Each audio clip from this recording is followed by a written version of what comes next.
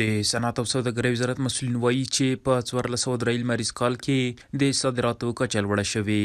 د یاد وزارت وایي چې د کابل، کندهار او بلخ د هوایي ډګرونو له لارې د افغانستان صادرات اتریش، اردن، هسپانیا، متحده عربي امارات، اندونیزیا، انګلستان، متحده ایالاتو، سویلي افریقا، جرمني، چین، هند او نورو هیوادونو ته شوي دي چې ټول ارزښت یې $292 میلیونه دی چې له دې جملې څخه $125 میلیون صادرات او $168 میلیون واردات دي.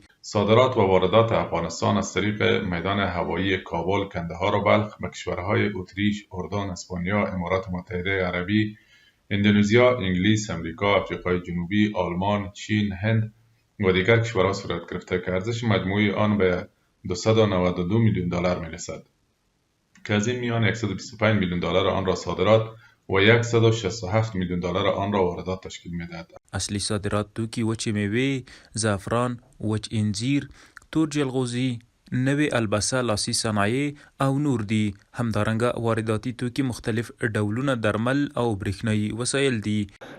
در هندوستان، در مملکات، در تمام جهان و میوه ما میره. همین یک شرکت است به نام ابابیل ناصری، تمام اروپا رو مال میده، تمام اروپا رو.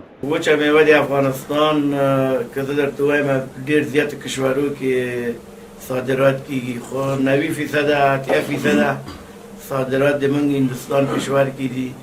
له ډېر زیات وخت نه که زه درته وایم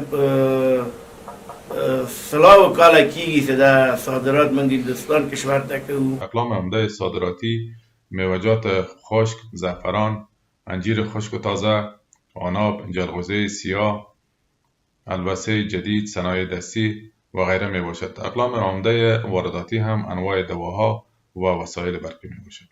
د یادونه وړ ده چې په وروستیو کلونو کې له بېلابېلو ګاونډیو او اروپایي هیوادونو سره سوداګریزې اړیکې پراخه شوې دي.